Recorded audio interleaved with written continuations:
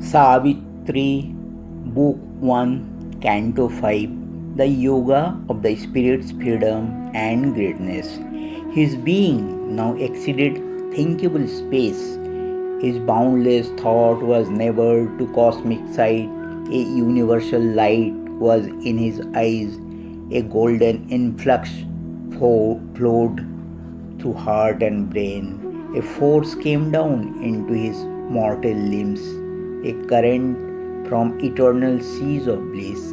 He felt the invasion and the nameless joy, aware of his occult, omnipotent source, allured by the omniscient ecstasy, a living center of the illimitable, widened to equate with the world's circumference. He turned to his immense spiritual fate, abandoned on a canvas of torn air, a picture lost in far and fading streaks. The earth nature's summit sank below his feet. He climbed to meet the infinite more above. The immobile's ocean silence saw him pass, an arrow leaping through eternity, suddenly shot from the tense bow of time, a ray returning to its parent sun, opponent of that glory of escape. The black inconscient swung its dragon tail, lashing a slumberous infinite by its force into the deep obscurities of form. Death lay beneath him like a gate of sleep. One pointed to the immaculate delight, questing for God as for a splendid prey. He mounted burning like a cone of fire.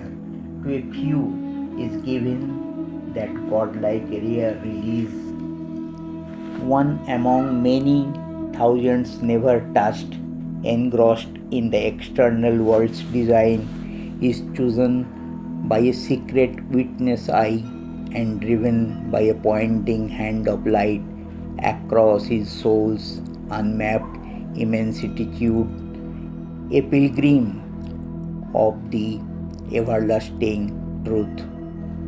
Our measures cannot hold us measureless mind. He has turned from the voices of the narrow realm and left the little lane of human time in the hushed precincts of a vaster plan.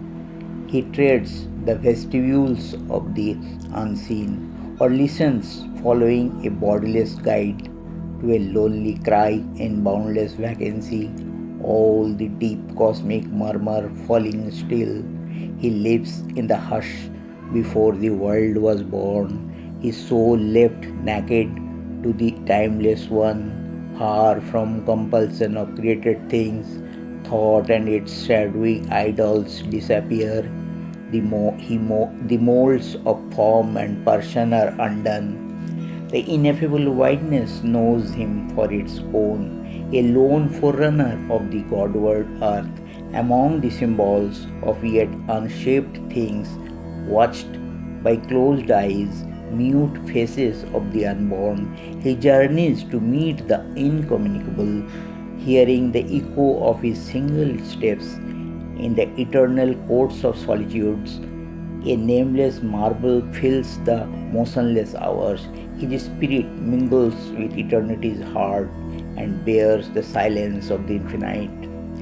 In a divine retreat from mortal thought, in a prodigious gesture of soul sight, his being towered into pathless heights, naked of its vesture of humanity.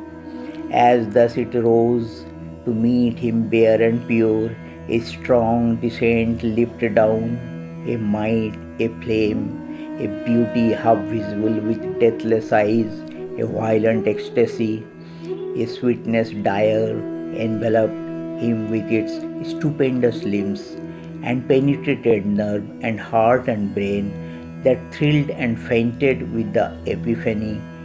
His nature shuddered in the unknown's grasp, in a moment shorter than death, longer than time, by a power more ruthless than love, happier than heaven. taken sovereignly into eternal arms, held and coursed by a stark absolute bliss, in a whirlwind circuit of delight and force, hurried into unimaginable depths, are borne into immeasurable heights. It was torn out from its mortality and underwent a new and boundless change, an omniscient knowing without sight or thought, an indecipherable omnipotence, a mystic form that could contain the worlds, yet make one human breast its passionate shrine, drew him out his seeking loneliness into the magnitudes of God's embrace, as when a timeless eye annuls the hours, abolishing the agent and the act. So now his spirit shone out wide, blank, pure. His vacant mind became an empty slate on which the universal and soul could write Om Namo Bhagavate Shri Arvindaya. ओम नमो भगवते श्री अरविंदाय। ओम नमो भगवते श्री अरविंदाय।